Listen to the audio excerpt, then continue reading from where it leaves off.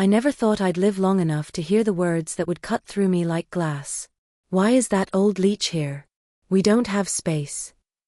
Her voice rang through the hallway like a slap, sharp and cruel, louder than the ticking clock that echoed in my son's warm suburban home. For a moment, I froze where I stood, my gloved hands still clutching the handles of the small suitcase I had brought with me. Snowflakes clung to my coat, melting into little dark spots, while my heart tried to keep steady against the sting of her words. I had come here with hope. It was Christmas week, and all I wanted was to spend time with my family, the family I had poured my life into, the son I had raised through sleepless nights, the grandchildren I only ever saw through holiday cards or the quick FaceTime calls that never seemed long enough. But instead of a warm hug at the door, I was met with those words. My daughter-in-law, standing in the entryway in her sleek sweater dress and perfect hair, her manicured hand gripping the doorframe as though I were a stranger, an intruder. Behind her, I could hear laughter. My grandchildren's giggles floated from the living room where the fireplace crackled and Christmas lights twinkled, wrapping the house in a golden glow. The smell of gingerbread and cinnamon rolls drifted into the cold foyer, mocking me with the warmth I had expected to step into. My son David appeared behind her, his face tight, his eyes flicking nervously between us. He always did that when tension filled a room, looked anywhere but directly at me, as if avoiding my gaze would make him less guilty. "Mom," he started, his voice soft, almost apologetic. "We weren't expecting you this early." I swallowed hard, forcing a smile that trembled at the edges. "I thought I'd surprise you," I said, trying to keep my voice light steady.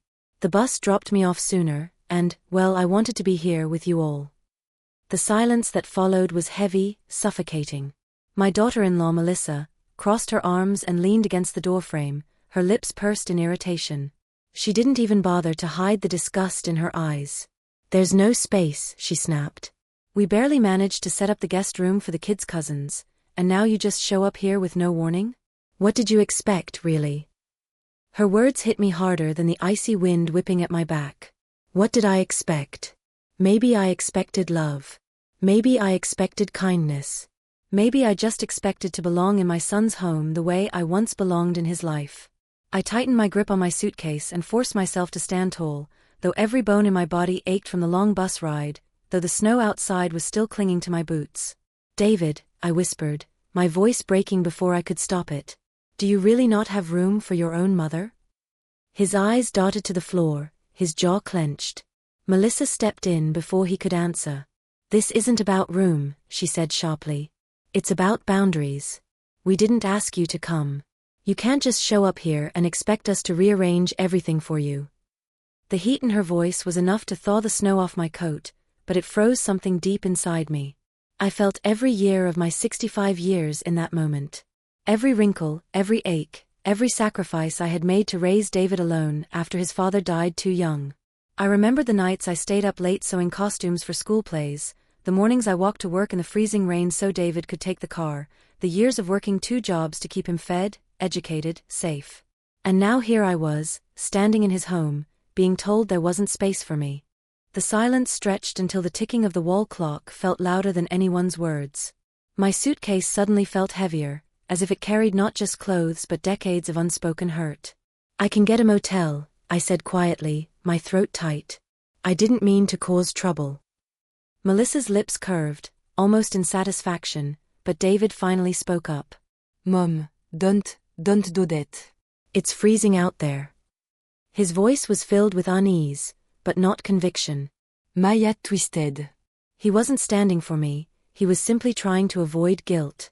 I had raised a boy who was kind at heart, but too often weak when it came to standing against conflict. "David," Melissa hissed, pulling him slightly back, as if I were contagious. We agreed.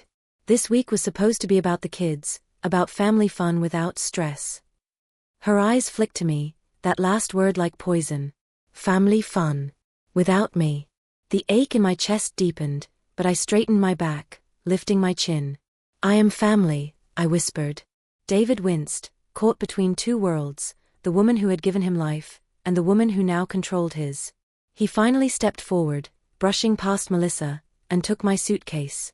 "You'll stay in my office," he said, his voice low. "It's not much, but it's warm." Melissa's eyes blazed, but she didn't argue in front of me. Instead, She spun on her heel and marched back into the living room, her heels clicking against the hardwood floor like gavel strikes sealing my verdict.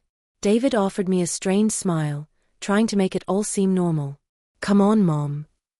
I followed him down the hallway, past the glowing living room where my grandchildren were curled up with hot cocoa and holiday movies, their little eyes lighting up at the sight of me. "Grandma," they shouted, starting to get up. But Melissa's sharp voice sliced through the air. "Stay seated. Grandma's tired. She'll see you later." Their faces fell, confusion clouding their smiles. I waved softly, forcing my own smile back for them, and kept walking. David led me to his office, a small cluttered room with a pull-out couch that still had files and boxes stacked against the walls. He set my suitcase down gently, as though that act could erase the sting of the evening. "It's just for a few days," he said quickly, avoiding my eyes. "We'll make it work." I nodded, my throat too tight for words. When he left me alone, I sat on the edge of the couch, staring at the glow of the Christmas lights that faintly spilled in through the hallway. The sounds of laughter and clinking glasses drifted toward me, muffled by walls but sharp enough to remind me of my place.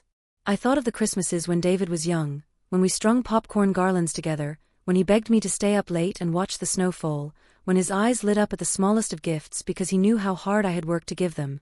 Back then, it was just the two of us against the world. And now, in his world, there was no space for me. I lay down on the couch, the cushions thin and uneven, and pulled the blanket around me. My body was exhausted, but my heart was too raw to let me rest. As I listened to Melissa's laughter carry through the house, I wondered if this was what growing old truly meant, not just aching bones and slower steps, but being pushed aside, made invisible, unwanted in the very homes we built with our sacrifices. I turned toward the wall and closed my eyes, a single tear sliding down my cheek, knowing that tomorrow would test me even more than tonight. The next morning, I woke to the sound of clattering pans and Melissa's voice floating through the house, sharp and commanding. The smell of bacon and fresh pancakes filled the air, and for a moment, I almost allowed myself to imagine that this was home, that I would be called into the kitchen like in the old days, when David was a boy. But no one called me. I sat up slowly, my joints stiff from the pull-out couch, and folded the blanket neatly before stepping into the hallway. The laughter of my grandchildren reached my ears, bright and sweet. I followed it to the kitchen, where Melissa stood at the stove in her silk robe, hair perfectly styled despite the early hour. The children sat at the counter, giggling as David poured syrup over their pancakes. "Morning," I said softly, stepping into the doorway. The children's faces lit up instantly. "Grandma," they cheered, nearly toppling off their stools to run toward me. Their small arms wrapped around my waist, their warmth thawing a piece of the cold inside me. But Melissa's smile faded into a tight line. "Kids, finish your breakfast. Don't crowd Grandma," she said, her tone sugar-coated but edged with steel. David looked up at me briefly, guilt flickering across his face before he went back to slicing fruit. I ruffled the kids' hair and forced a smile. "I'll just have some coffee," I said. "No need to fuss." I reached for a mug from the cabinet, but Melissa's voice cut through the room. "Oh, those mugs are part of the Christmas set. Could you use one of the plain ones? They're in the back." For a moment, silence settled. The children glanced between us, sensing the tension though they didn't understand it. My hand trembled slightly as I pulled out a plain white mug, my throat tight with humiliation. Melissa poured herself coffee from the pot and didn't offer me any. David quietly slid the pot toward me without looking up, his way of keeping peace without defying her outright. I sat at the far end of the counter while the children finished their breakfast, their chatter filling the awkward space Melissa left hanging between us. When they finished, they tugged at my hand. "Grandma, come see our snowman outside." Their joy was irresistible. I bundled into my coat and boots and followed them into the yard. The snow was crisp and glittering under the morning sun, their snowman lopsided but full of charm with a crooked carrot nose. We laughed together as I helped them adjust the scarf, and for a while, I forgot the heaviness in my chest. But when we went back inside, Melissa was waiting by the door, her arms crossed. "Snow all over the floor now," she muttered as the kids rushed past her. "I just cleaned." I paused, my boots dripping onto the mat. "I'll clean it up," I offered quickly. Melissa's eyes narrowed. "No need. Just, try not to make more work for me." Her words stung more than the cold outside. I bit my tongue and nodded, slipping off my boots in silence. As the day went on, Melissa's comments grew sharper, always disguised as politeness but carrying the weight of rejection. If I spoke, she found a way to dismiss me. If I offered to help, she refused with a forced smile. It was as if I were a shadow in the house, tolerated but unwanted. But the children, they clung to me. They asked me to read them stories, to braid their doll's hair, to sit with them by the fireplace. With them, I felt alive again, needed, loved. Melissa noticed. That evening, after the children had gone upstairs, she cornered me in the hallway. Her eyes glittered, her voice low but sharp as a blade. "You're making them too attached," she said. "They'll get upset when you leave. It's unfair." I stared her, stunned. Unfair? I'm their grandmother. She leaned closer, her perfume sickly sweet. Exactly. A grandmother who shows up uninvited, takes up space, and stirs things up. They don't need you confusing them. They have me. Her words sliced through me. For a moment, I couldn't breathe. All I could do was clutch the banister, my heart pounding. I wanted to argue, to fight, to shout back that I had every right to be here. But the words lodged in my throat, too heavy to escape. Melissa straightened, her smile returning as David walked by. "Everything okay here?" he asked, glancing between us. "Of course," Melissa said sweetly, slipping her arm through his. "Just talking." I forced a smile, swallowing the ache that burned in my chest. But deep down, something inside me began to stir, a quiet simmering strength I hadn't felt in years. Because I realized, in that moment, that I wasn't going to let myself be erased. That night, lying awake on the pull-out couch, I stared at the ceiling and listened to the hum of the house. David and Melissa's muffled voices drifted down the hallway, low but heated. Though I couldn't catch every word, I knew enough. They were arguing about me. My chest tightened. I had never wanted to be the source of conflict in my son's marriage, but here I was, treated like baggage, discussed as though I were a problem to be solved rather than a person who had sacrificed everything for this very family. Sleep never came. When dawn broke, I rose quietly, slipped on my coat, and went for a walk in the cold morning air. The neighborhood was peaceful, Christmas lights still twinkling faintly in the pale light. My breath came out in little white clouds, and with each step, I tried to steady my heart. I thought of the years after David's father died, how I had worked double shifts at the diner, sometimes going without so David could have what he needed. I thought of how I never remarried, afraid that anyone new might not love my son as I did. My whole life had been built around love, sacrifice, and family. And now, at 65, I was made to feel like a burden. By the time I returned, the house was alive with holiday noise again, kids running down the stairs, cartoons playing on the TV, the smell of cinnamon rolls wafting through the air. Melissa stood in the kitchen, directing everyone with the precision of a general. I stepped inside quietly, brushing snow from my coat. "Mom, there you are," David said, relief flickering in his voice. I was worried. Melissa turned, arching an eyebrow. "Out for a stroll? In this weather?" Her tone was laced with judgment, as though even breathing in her home was a crime. I ignored her, smiling at the children instead. They bounded toward me, wrapping their arms around me as if I'd been gone for weeks, not minutes. Their joy steadied me. It reminded me that no matter what Melissa thought, I still had a place in this family, even if only in those little hearts. Later that day, as the children played upstairs, Melissa finally let her mask slip. She stood in the doorway of the office where I was folding the blanket on my makeshift bed. "You need to leave," she said coldly, her voice stripped of pretense. "Tonight." I froze. "Leave? Melissa, it's Christmas. Where would I even go?" "That's not my problem." Her eyes hardened. "You can get a motel, or call one of your friends. But you're not staying here. This is my home, my rules. David won't say it, but I will." Her words rattled through me, each one a blade. For a moment, I swayed, gripping the edge of the couch to steady myself. But then something inside me snapped, not in anger, but in resolve. I lifted my chin and looked her in the eye, my voice trembling but firm. I raised David in a tiny apartment with one bed we shared. I worked myself to the bone so he could go to college. I stood by him when no one else did. And you think you can erase me from his life with a few cruel words? No, Melissa. You may not want me here, but I belong in my son's life. And I belong in my grandchildren's lives. You don't get to take that away from me. For the first time, Melissa faltered. Her lips parted, but no sound came. Perhaps she hadn't expected me to fight back. The silence stretched until David's voice broke it. He had been standing in the hallway, his face pale, his eyes wide. He had heard everything. "Melissa," he said quietly, "that's enough." Melissa spun toward him, her face flushed. "David." But he raised a hand. "No. I've been quiet too long. This is my mother. She's staying." My heart clenched as tears welled in my eyes. After days of silence, my son finally stood up for me.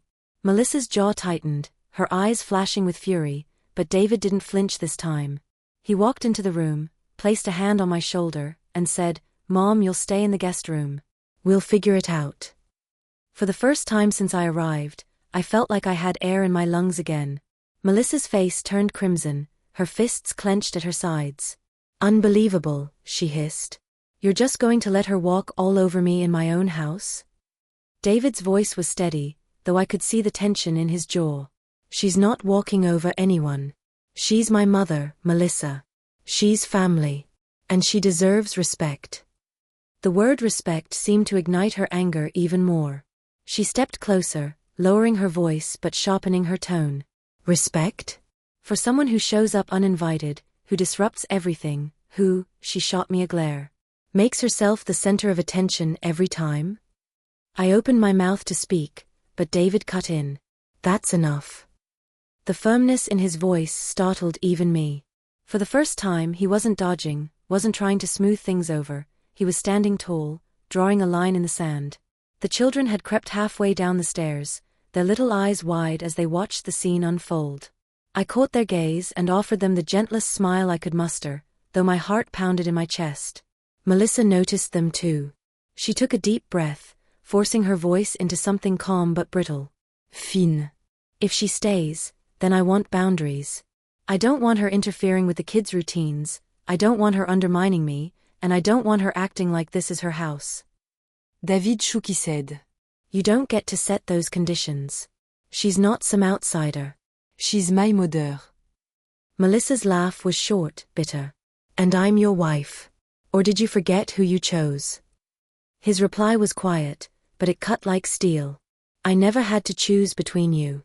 Until now." Melissa froze, her eyes narrowing. For the first time, she realized she had pushed too far. The silence that followed was heavy, broken only by the soft creak of the stairs as the children shuffled nervously. David turned toward them, his voice softening. "Go upstairs, kids. It's okay." They lingered, looking at me. "Grandma's staying, right?" one of them whispered. David glanced at me, then back at them. "Yes. She's staying." Relief washed over their faces, and they hurried upstairs. I felt tears burning at the corners of my eyes, but I blinked them back. I needed to stay strong, to stand tall in this moment. Melissa pressed her lips together, then stormed out of the room, her heels striking the floor like thunder. "Adore slam d'upstairs moment laté. The house fait le. David rubbed the back of his neck, looking tired, worn. "Mom," he said softly, "I'm sorry. I should have spoken up sooner."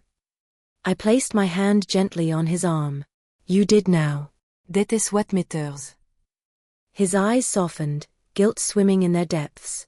"You veux given me everything my life. The least I can do is give you space here. You'll always have space here." The words broke me in the best way. I pulled him into a hug, holding him tightly the way I used to when he was a boy. For a moment, I didn't feel 65. I didn't feel old or invisible. I felt like a mother again, needed, loved, seen.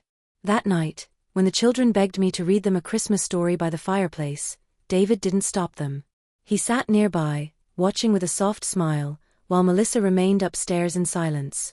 As I read to the children, their small heads resting on my shoulders, I felt warmth spread through me, not just from the fire, but from the quiet victory of knowing that love and truth had prevailed. And though Melissa's hostility hadn't disappeared, I knew one thing for certain: I would not be erased from my family. Not now. Not ever.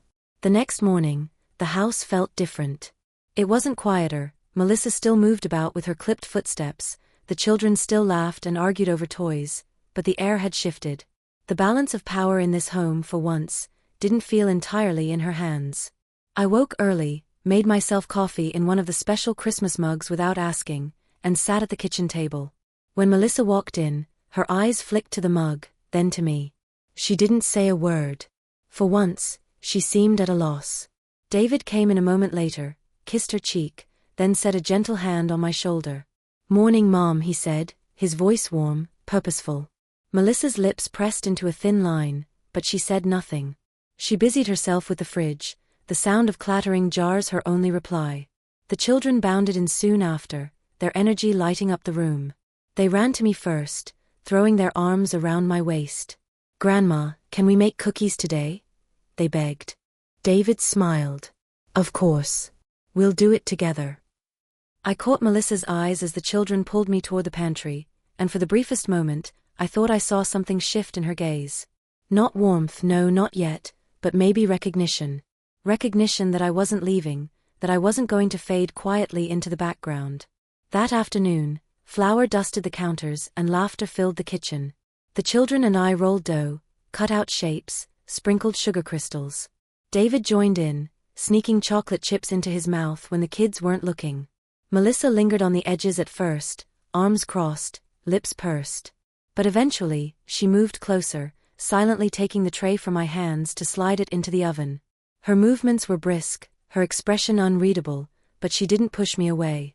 It wasn't forgiveness, and it wasn't acceptance, but it was a start. That night, when the children fell asleep beneath the glow of the Christmas tree, David sat across from me by the fire.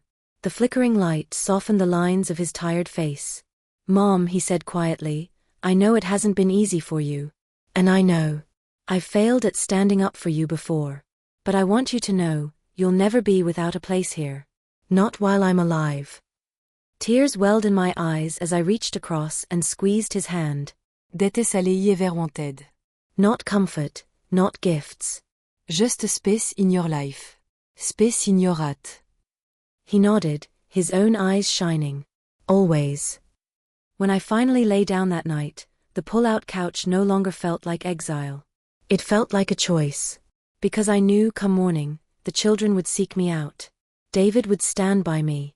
And even if Melissa's heart remained cold, I had carved out my place again, not through shouting or demands, but by simply refusing to let love be pushed aside. Growing older hadn't made me invisible. It had made me stronger. And as I closed my eyes, the fire's warmth fading into the quiet of the night, I realized something profound. No matter how loud the world, or even family, tries to drown you out, love will always find its voice.